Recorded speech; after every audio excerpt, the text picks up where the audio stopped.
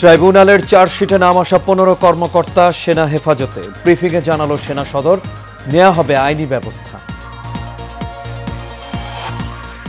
উপদেষ্টাদের সেফ এক্সিটের প্রয়োজন নেই, ভয়াবহ রাষ্ট্র কাঠামো থেকে এই জাতির মুক্তি দরকার, মন্তব্য আইন উপদেষ্টার।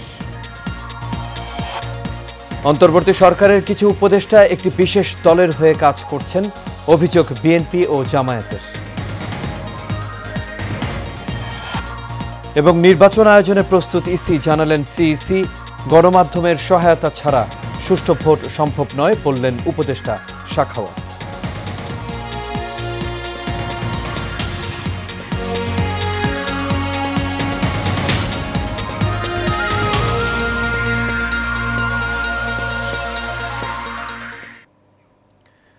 সবাইকে স্বাগত এশিয়ান প্রাইম নিউজে। দর্শক, পুরো সংবাদ জুড়ে আপনাদের সঙ্গে আছি আমি আনোয়ার রাজ। এতক্ষণ শুনছিলেন বিআরবি কেবল ইন্ডাস্ট্রিজ লিমিটেড সংবাদ শিরোনাম।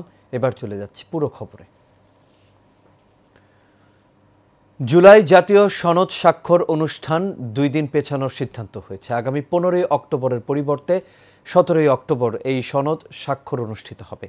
জনসাধারণের অংশগ্রহণের সুবিধার্থে সাপ্তাহিক ছুটির দিনে এই অনুষ্ঠান আয়োজনের সিদ্ধান্ত নেওয়া হয়েছে বলে জানিয়েছেন জাতীয় ঐক্যমত্য কমিশনের সহ সভাপতি অধ্যাপক ডক্টর আলী রিয়াজ। আজ রাষ্ট্রীয় অতিথি ভবন যমুনায় প্রধান উপদেষ্টা ডক্টর মোহাম্মদ ইউনূসের সভাপতিত্বে আয়োজিত এক বৈঠকে এই সিদ্ধান্ত নেয় জাতীয় ঐক্যমত্য কমিশন।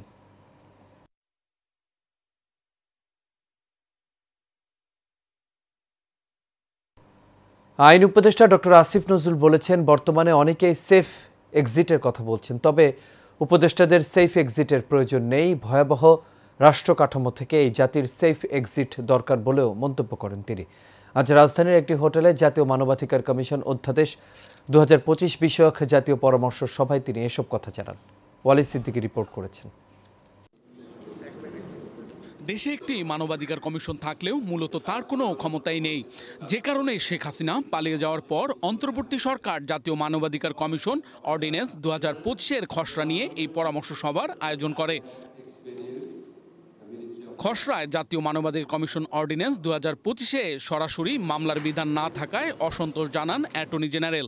আর উপদেষ্টা রেজওয়ানা হাসান বলেন, মানবাধিকার কমিশনের সদস্য বিচারক হলেই যে পরিবর্তন হয়ে যাবে সেটা ঠিক নয়। এই ক্ষমতা এর আগেও ছিল, কিন্তু বিচার বহির্ভূত হত্যাকাণ্ড বন্ধ হয়নি। অ্যাকশন নেওয়ার জন্য যে মেকানিজমগুলো আছে, সেই মেকানিজমগুলো প্রোঅ্যাক্টিভ রোল প্লে করার জন্য ডাইরেক্টলি মামলা করতে পারবেন, সেই ধরনের কোনো পদক্ষেপ নেওয়ার কোনো বিধানই আইনে রাখা হয়নি। The consequence of the recommendations of the Commission, will it only be creating moral force? In a country like Bangladesh, creating moral force also cannot be underestimated, but the consequences actually have to be very clearly spelled out. অনুষ্ঠানে গৃহায়ন ও গণপূর্ত উপদেষ্টা বলেন, আর আগের অবস্থায় ফিরতে চায় না বাংলাদেশ, তাই নির্বাচনের আগেই ভেঙে পড়া প্রতিষ্ঠানগুলো ঠিক করা হবে। সেই ড্রাফট সত্যিকার অর্থে গুম, বিচার বহির্ভূত হত্যাকাণ্ড, এই নির্যাতন, রাষ্ট্রীয় চর্চা এবং বিভিন্ন ধরনের যে মানবাধিকার লঙ্ঘনগুলো হয়ে থাকে প্রতিনিয়ত, এই ব্যাপারগুলো দেখতে পারবে। অনুষ্ঠানে আইন উপদেষ্টা বলেন, ভালো ভালো আইন করলেই দেশ পাল্টে যাবে, এটা ভাবা ঠিক নয়। এমন প্রধান বিচারপতিও পেয়েছি যিনি ধ্বংস করেছেন নির্বাচন ব্যবস্থা। তিনি আরও বলেন, উপদেষ্টাদের সেফ এক্সিটের দরকার নেই। সেফ এক্সিট নিয়ে নানা কথাবার্তা হচ্ছে, আমরা উপদেষ্টারা খুব নিশ্চিতভাবে জানি আমাদের কারো কোনো সেফ এক্সিটের প্রয়োজন নাই, তবে বাংলাদেশের জাতি হিসাবে আমাদের সেফ এক্সিটের প্রয়োজন আছে। জাতীয় মানবাধিকার কমিশন অধ্যাদেশ 2025 অর্ডিন্যান্স জারি হলে 2009-এর আইনটি বাতিল হয়ে যাবে। Walid Siddiqui, Asian television, Dhaka.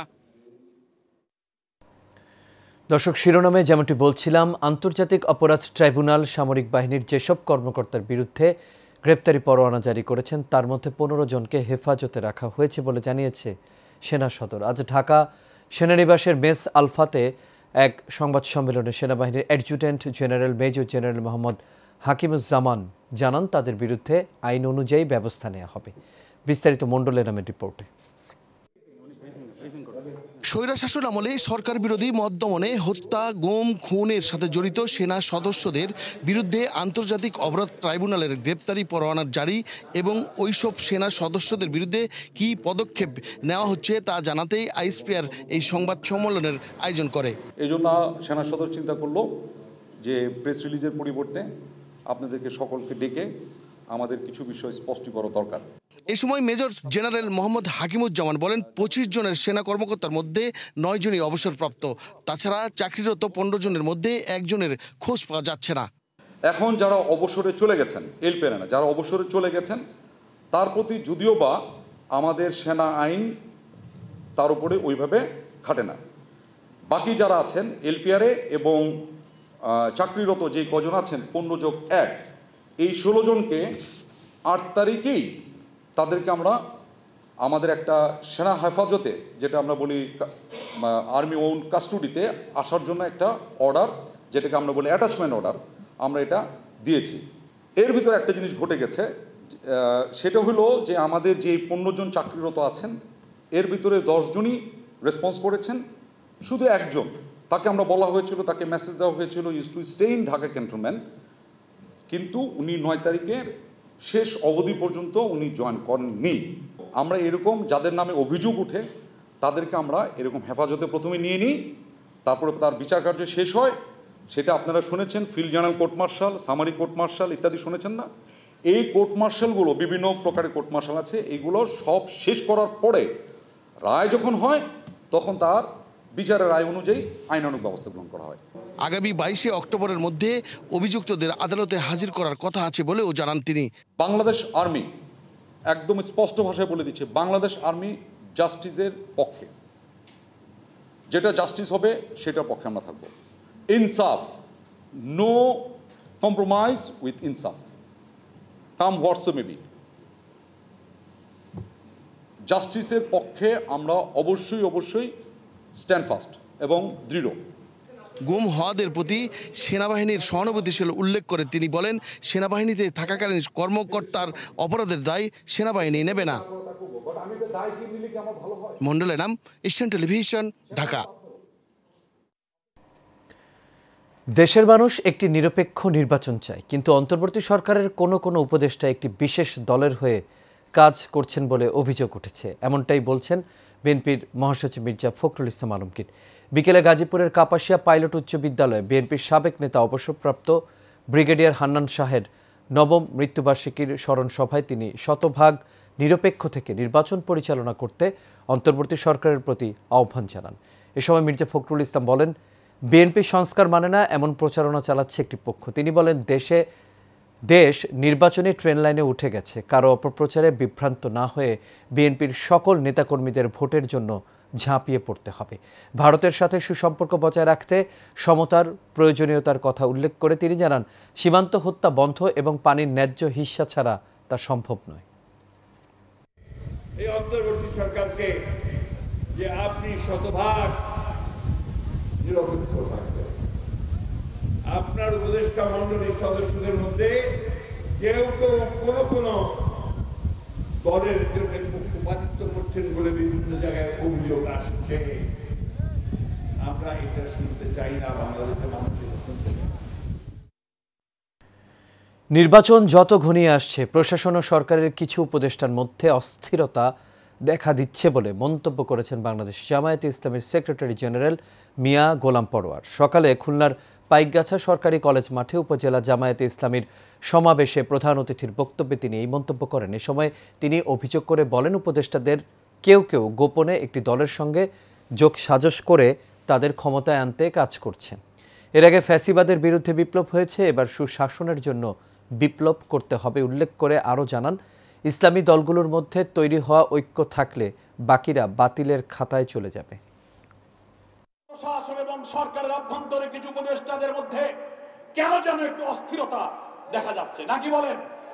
থানার ওসি সাহেব, ইউনো সাহেব, ডিসি সাহেব, সচিবালয়, বিভিন্ন জায়গায় যারা আমরা রাষ্ট্রযন্ত্রের গুরুত্বপূর্ণ জায়গায় বসে আছেন, কখনো কখনো একটা বিশেষ দলের চাপে যেন তারা নতি স্বীকার করছেন। এবারে নির্বাচনে আইনের শাসন কাকে বলে তা দেখাতে চাই বলে মন্তব্য করেছেন প্রধান নির্বাচন কমিশনার এএমএম নাসির উদ্দিন। সকালে চট্টগ্রামে ভোট গ্রহণকারী কর্মকর্তাদের সঙ্গে নির্বাচন প্রক্রিয়া সংক্রান্ত এক কর্মশালায় এই মন্তব্য করেন তিনি। এ সময় সিসি আরও জানান, যতদিন পর্যন্ত আপনারা বিধি অনুযায়ী আইনের মধ্য থেকে কাজ করবেন, নির্বাচন কমিশন আপনাদের পূর্ণ সহযোগিতা ও সুরক্ষা দেবে। সিসি বলেন, ইসির লক্ষ্য হলো একটি স্বচ্ছ, সুষ্ঠু ও অংশগ্রহণমূলক নির্বাচন আয়োজন করা। এজন্য প্রশিক্ষণপ্রাপ্ত, নিরপেক্ষ, দায়িত্বশীল কর্মকর্তাদের ভূমিকা অত্যন্ত গুরুত্বপূর্ণ। তিনি প্রশিক্ষণে মক ট্রায়াল বা সিমুলেশন পদ্ধতির প্রশংসা করেন। যেদিন ইলেকশন হবে, আপনি মনে করেন you are the chief election officer of that centre, chief election commissioner of that centre. সর্বময় ক্ষমতা আপনাকে দেওয়া আছে আইনগতভাবে। আমরা চাইব রিটার্নিং অফিসারের কাছে এবং প্রিসাইডিং অফিসারের কাছে সব ধরনের ক্ষমতা দেওয়া আছে। যদি গোলমাল করে সেন্টার বন্ধ করে দিবেন, 3টা গোলমাল হলে 3টা সেন্টার বন্ধ করে দেবেন। দেখা হলে আমার পুরো কনস্টিটিউশনে ক্যান্সেল করে দিব, বন্ধ করে দেবে ইলেকশন। আমরা সহজে ছাড়ার পাত্র নই। সাংবাদিকদের ভোট কেন্দ্রে প্রবেশে বাধা দেওয়া উচিত নয়। নির্বাচন কমিশনকে এই বিষয়টি আমলে নেওয়ার আহ্বান জানিয়েছেন নৌ পরিবহন উপদেষ্টা ডক্টর এম সাখাওয়াত হোসেন। আজ নির্বাচন কমিশন প্রণীত সাংবাদিকদের জন্য নীতিমালা নিয়ে এক পর্যালোচনা সভায় এই কথা বলেন তিনি। উপদেষ্টা জানান, নির্বাচন কমিশনের ওপর সরকারের পূর্ণ আস্থা রয়েছে। বিস্তারিত নূর মোহাম্মদ ভূঁইয়ার রিপোর্টে। নির্বাচন কমিশন প্রণীত সাংবাদিকদের জন্য নীতিমালা নিয়ে ডেইলি স্টার ভবনে পর্যালোচনা সভার আয়োজন করে ব্রডকাস্ট জার্নালিস্ট সেন্টার বিজিসি ও reporters forum for election and democracy RFAD। সভায় বক্তারা প্রণীত নীতিমালার সমালোচনা করে নির্বাচন কমিশনকে নীতিমালা সংশোধনের আহ্বান জানান।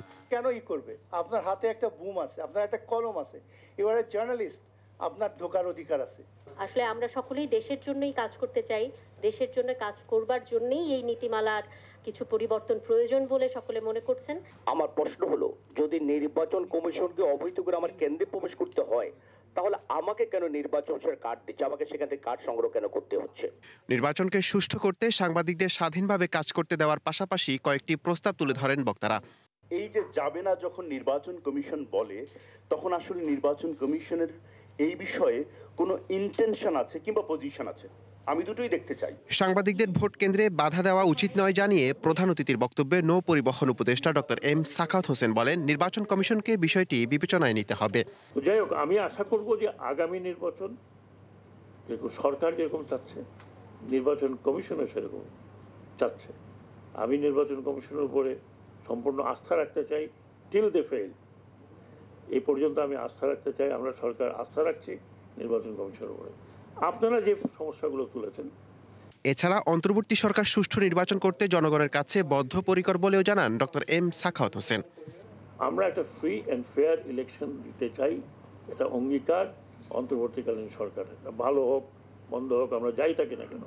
নূর মোহাম্মদ ভূঁইয়া, এশিয়ান টেলিভিশন, ঢাকা। সারা বাংলার খবর।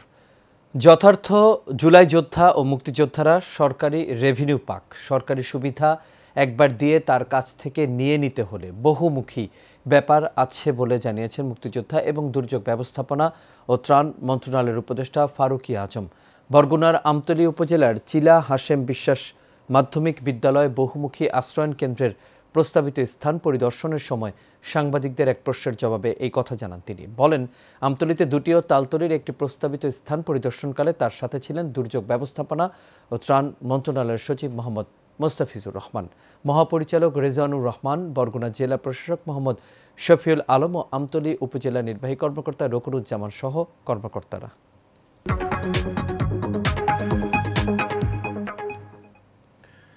পশ Event presents pre wedding and food festival অনুষ্ঠিত হয়ে গেল রাজধানীর তেজগাঁয়ে। তেজগাঁয়ের আলোকে কনভেনশন সেন্টারে 2 দিন ব্যাপী এই আয়োজনের উদ্যোক্তা ময়মুনা আজাদ বলেন, রুচিশীল মানুষের জন্যই নিয়মিত এই আয়োজন করা হয়। মেলায় এবারে 10% ছাড়ে আগত দর্শনার্থীদের আকৃষ্ট করা হয়। জুয়েলারি আইটেমের পাশাপাশি বিভিন্ন ব্র্যান্ডের পোশাক ও খাবার এই আয়োজনের বিশেষ আকর্ষণ ছিল।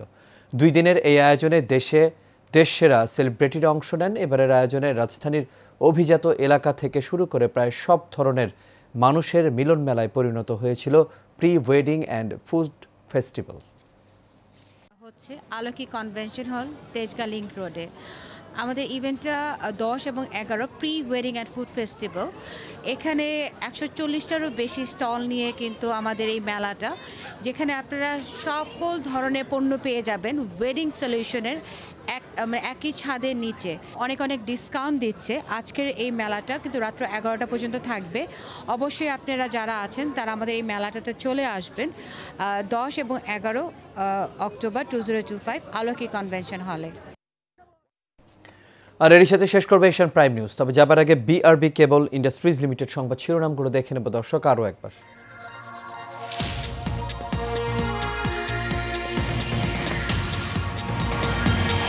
ট্রাইব্যুনালের চার্জশিটে নাম আসা 15 কর্মকর্তা সেনা হেফাজতে, ব্রিফিংয়ে জানালো সেনা সদর, নেওয়া হবে আইনি ব্যবস্থা।